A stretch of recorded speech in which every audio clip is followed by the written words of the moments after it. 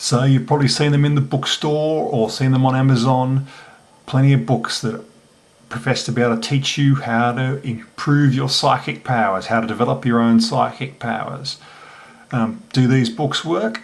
I don't know because I've never read any of them, but what I can tell you is that if you watch this video, I can teach you how to be a psychic. I can teach you how to improve your psychic abilities and make money as a Facebook psychic.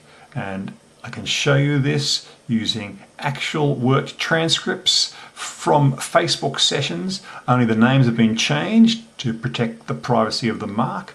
I personally have had about a 50% success rate with this method. It only requires about an hour of work and it can reap many hundreds of dollars at least. So stay tuned and learn how to be a Facebook psychic.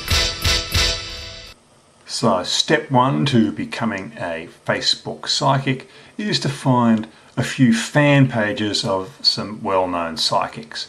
You want to lurk on these fan pages of psychics. You don't want to lurk on the actual official pages of psychics because there's a good chance you're going to get thrown off those. So we want to find some fan pages of well-known psychics and lurk there. If you lurk long enough on these pages, someone will come along and ask a question like Jane Doe did on this particular psychic fan page. Essentially all you're doing is looking to find someone that is looking to find a psychic reading. So if you wait long enough on some of these pages, you'll find people that are obviously looking for a psychic reading. At this point, you note down who this person is and you go and Facebook stalk them.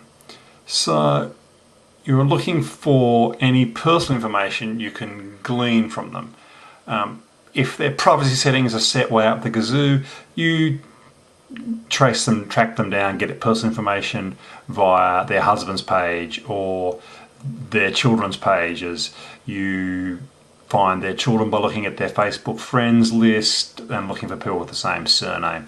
You just stalk them on Facebook by any means necessary. It's really good if you can find some information about some death in the family they may be experiencing, because what you'll find is that people that come to pages looking for readings, quite often they'll be experiencing some sort of grief event.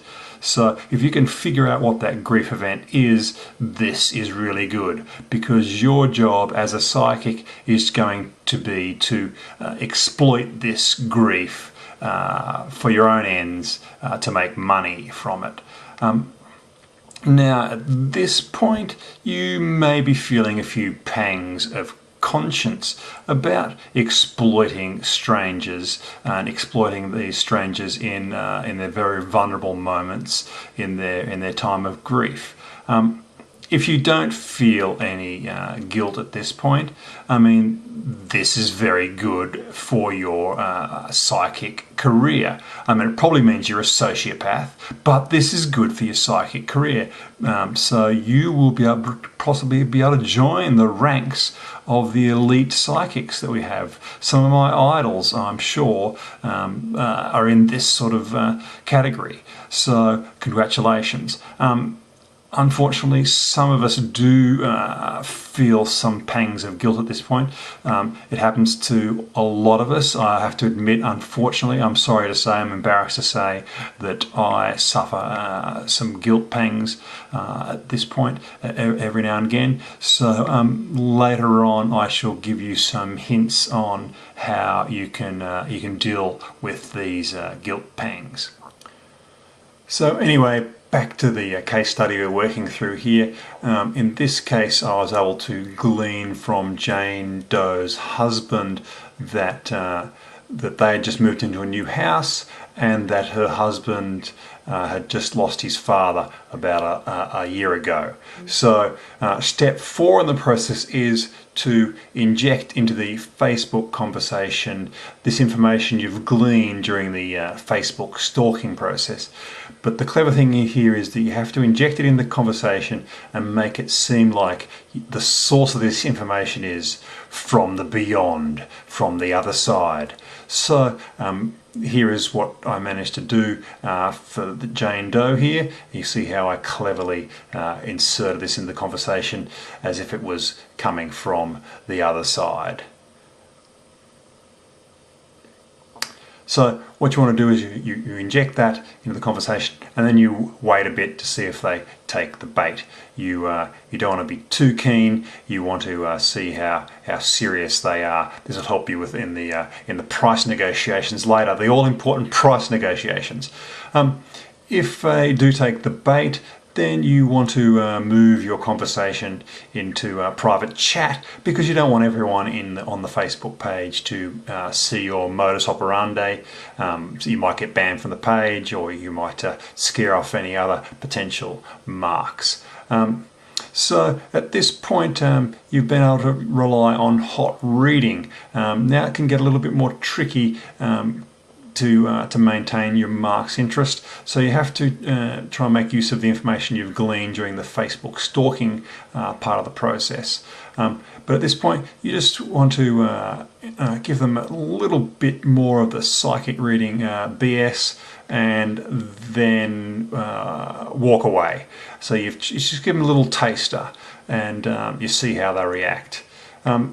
If they've bought into the scam, then they may say something like Jane Doe did here, and bingo, it's that easy. At this point, you can go away and you can negotiate your price. You name your price, you set up the PayPal payment, and you then go ahead and do another 15 minutes worth of Facebook chat, or you could set up a Skype if you wanted to. But you now do, you drop a few more names of a few more relatives you've found during your stalking phase, and you make up some psychic mumbo jumbo, and then you do the bolt. You maintain some contact with them in case you can sucker them in for another round or two. But yeah, that's it. That's how to be a Facebook psychic. Now, you might be a bit worried that your mark may figure out that you got all your information from Facebook. Now, this is a risk, but you'd probably be quite surprised at how low a risk this is. Because, for example, you may find that even if some idiot like this guy here did, if some idiot was actually to tell the mark where the information came from, if they were to tell the mark that they got all information from Facebook, the mark might not even realise that this is possible. They may claim that this is not possible. So the marks in the psychic game often really help you out. So yeah, it's quite amazing, really. So yeah, dealing with the guilt. So that's the main problem with this scam, is dealing with the guilt that's associated with exploiting people in their most vulnerable moments and lying to them.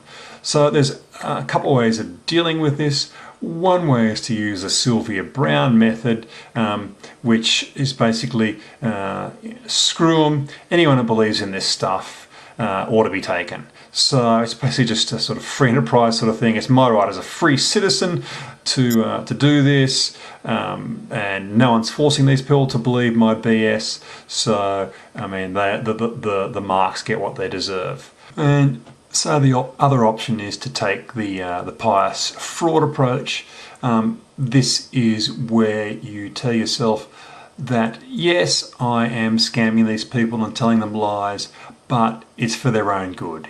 You convince yourself that you're helping them out with their grief, you're helping through the grieving process, you're helping them, come to grips with the fact that their loved ones are dead, and you could even tell yourself that, you're bringing them closer to God. So the pious fraud approach, that is another option you have for dealing with the guilt that's associated with being a psychic.